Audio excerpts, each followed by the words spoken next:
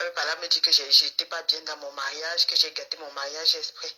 Alors qu'elle sait comment ça s'est gâté, ça s'est passé. Voilà, on sent à travers ce passage qu'il y a une douleur profonde. Moi, je sens une personne qui a une douleur, qui est mal. Lorsqu'on parle, lorsqu'on prononce le nom de son ex-mari, cela signifie qu'il y a eu des choses qui, peut-être la honte, je ne sais pas. Je ne veux pas dire des choses que je ne connais pas, mais à l'entente, on dirait que c'est vraiment douloureux. Or, ayant vécu l'histoire, normalement, ça ne devrait pas l'être. Ça ne devrait pas l'être. Je ne comprends pas trop pourquoi aujourd'hui, lorsqu'on prononce son nom, ça te dérange. Je ne comprends pas. Et pourtant, tu étais celle-là qui voulait vraiment que ça s'arrête. C'est vrai, on ne souhaite pas le départ d'une personne, mais normalement, le fait de te séparer de lui ne devrait pas être douloureux. Parce qu'à la base, tu sais très bien sur quoi le mariage était fondé. On écoute le voice. Et elle vient aujourd'hui me parler fort. Je sais même qu'elle a fait pour que ça se gâte. Il faut qu'elle le dise au lieu de se cacher. Donc, elle pense que c'est Pépé qui a gâté son foyer. Écoutez comment l'être humain est. Ta petite sœur, c'est pas ta grande sœur, c'est ta petite sœur qui arrive en Europe, se bat pour que tu viennes. Elle te trouve quelqu'un qui vient te chercher. Et tu gâtes ton... Le mariage est fini, tu accuses encore ta petite sœur d'avoir gâché ton mariage. C'est bizarre. Pourquoi elle s'est donné cette peine à te faire monter si c'était pour gâter? Bon, c'est entre elles. On continue. Je lui ai dit que si tu penses, si tu dis que je suis hystérique, parce que j'écris sur ta fille quand elle me manque de respect, ça va pas changer, je suis désolée. C'est cette partie qui m'intéresse le plus.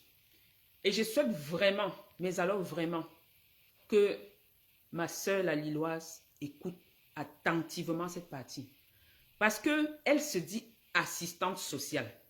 Mais j'ai l'impression qu'elle n'a pas l'expérience. Moi, je ne suis pas assistante sociale. Mais le simple fait que tu aies créé des situations sur moi en Europe et que je sois tout le temps avec mes enfants au tribunal m'a édifié. Je vais te dire quelque chose, ma soeur. Ce que tu viens de dire là, ça te condamne. Ça te condamne. Et j'espère que, en le mettant même sur Internet comme je le fais là, ça ne te créera pas de problème. J'ai l'impression que tu prends les choses à la blague. Nous sommes en Europe et tu te dis assistante sociale. Tu dis bien que tu es assistante sociale et ici, tu es en train de menacer un enfant. Et on est là, on parle d'un enfant handicapé. Hein? Et même si l'enfant n'était pas handicapé, enfant égale enfant. Donc, tu es en train de menacer un enfant. Je vais revenir un tout petit peu pour qu'on écoute bien.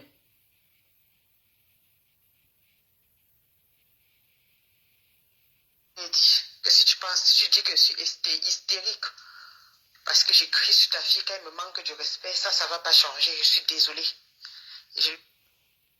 Elle dit qu'elle crie sur la fille de Pépé quand la fille de Pépé lui manque de respect. Et ça ne changera pas. Elle criera toujours.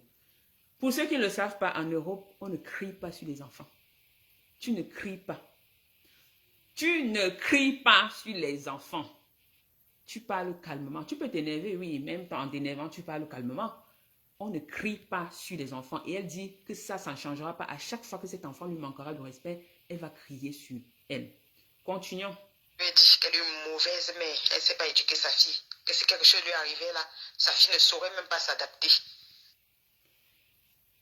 Écoutons bien.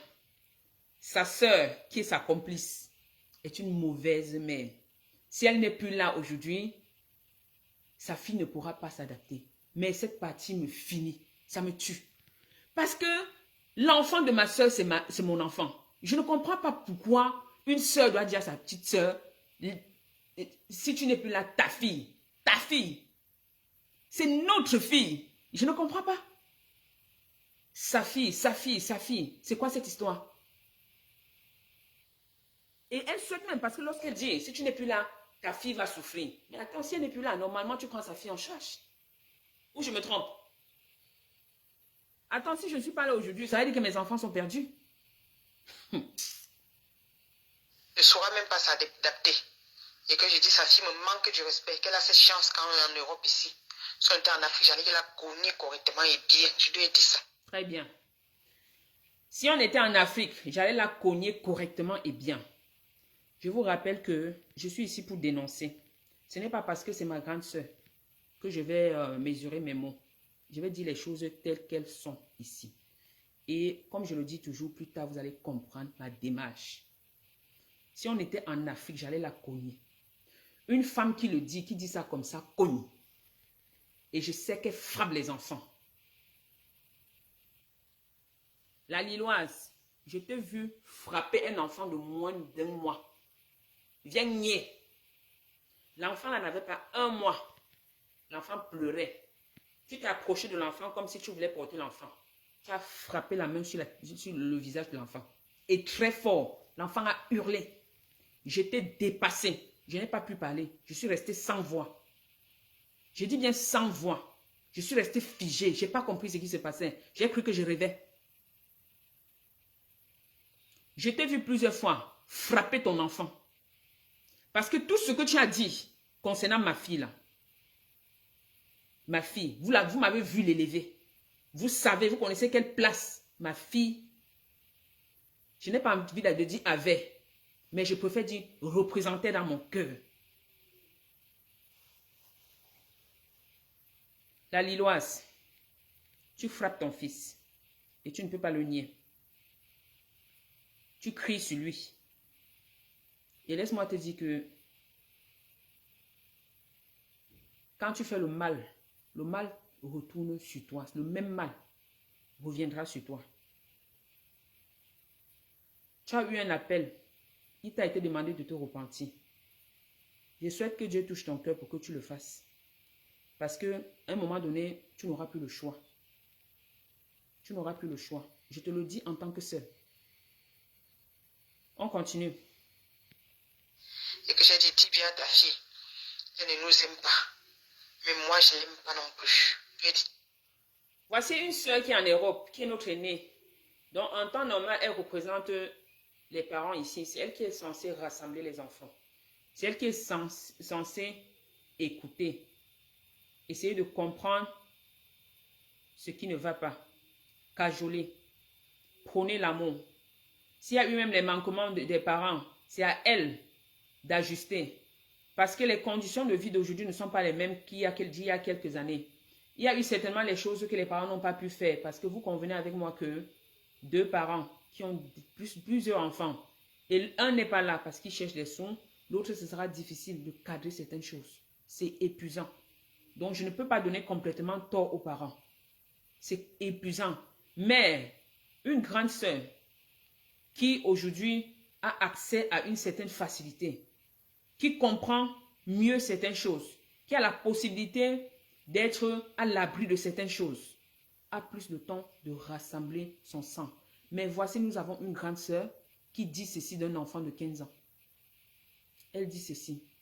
Je sais que ta fille ne m'aime pas. Donc, la fille de sa sœur, je sais qu'elle ne m'aime pas. Alors, moi aussi, je ne l'aime pas. Comme 2 enfants qui se discutent. Quelle est la différence entre cette mère qui approche la cinquantaine et l'enfant de 15 ans? Dites-le moi. Y a-t-il une différence entre ces deux-là? Est-ce qu'elle cherche à savoir pourquoi la petite se comporte ainsi? Est-ce qu'elle se rappelle que à cet âge-là, elle pense qu'on a oublié. J'étais petite, hein, mais je voyais ma très chère Lilloise. Quand même les vivres à la maison, tu les piquais pour aller donner aux hommes. Je dis bien que tu avais environ 15-16 ans. Donc, si tu veux que je cite les noms, je vais citer. Comme ça, ces hommes-là vont se rappeler. Ils sauront que je parle de toi.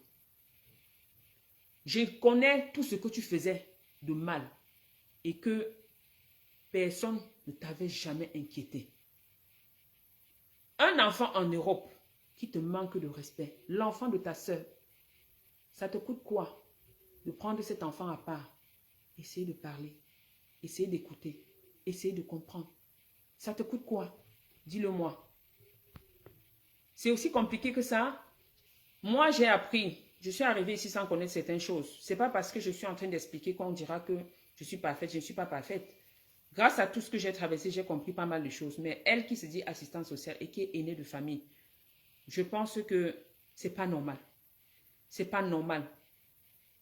Elle est ma grande soeur, c'est vrai. Mais lorsqu'elle me dit qu'elle viendra me porter plainte ici, j'ai envie de te dire, ma très chère soeur, que seulement ces éléments que j'ai, quand je les présente à la barre, tu es viré tout de suite. Tu es relevé de tes fonctions. Sois-en sûr, tu sais que les Européens ne blaguent pas. Donc, avant de t'attaquer désormais à moi, il faut te dire que le mal que tu m'as fait m'a forgé. À l'époque, j'étais une autre nana Flore. Tu n'as pas changé mon cœur, hein, c'est sûr. Mais le mal que vous m'avez fait m'a forgé et m'a appris, m'a permis d'apprendre certaines choses. Donc, je sais me défendre, je sais communiquer, je sais débattre, donner mon point de vue désormais. Ce n'est plus comme avant où je gardais le silence. Je restais tranquille dans mon petit coin et on me faisait subir. Non, ce n'est plus pareil. Ça a changé. Donc, si aujourd'hui tu me convoques à la base, je serais heureuse de t'affronter. Pas pour qu'on bagarre là-bas, mais pour qu'on dialogue comme des personnes sages. Et on verra à la fin qui aura raison. Alors, on continue. Je lui dis ça. Et je lui ai aussi dit que toi, moi et Ingrid, on la respecte, mais elle ne nous respecte pas. Ça... Ici, ma soeur dit que elle, ma fille, ma fille aînée, c'est Ingrid. Ma fille aînée, celle que j'ai eue en terminale. Vous commencez mieux à comprendre pourquoi je vous ai expliqué tout dès le début, certainement. Celle que j'ai eue en terminale s'appelle Ingrid. Et elle mentionne ici que elle, ma fille aînée et ma petite soeur qui a été virée de la maison en Allemagne, respectent Pépé. Mais Pépé ne les respecte pas en retour. Oui. Donc, ces trois-là respectent Pépé, mais Pépé ne les respecte pas en retour. Pourquoi elle cite ces trois? Simplement parce que pendant ses vacances, lorsqu'elle faisait ce voice, les trois étaient chez Pépé.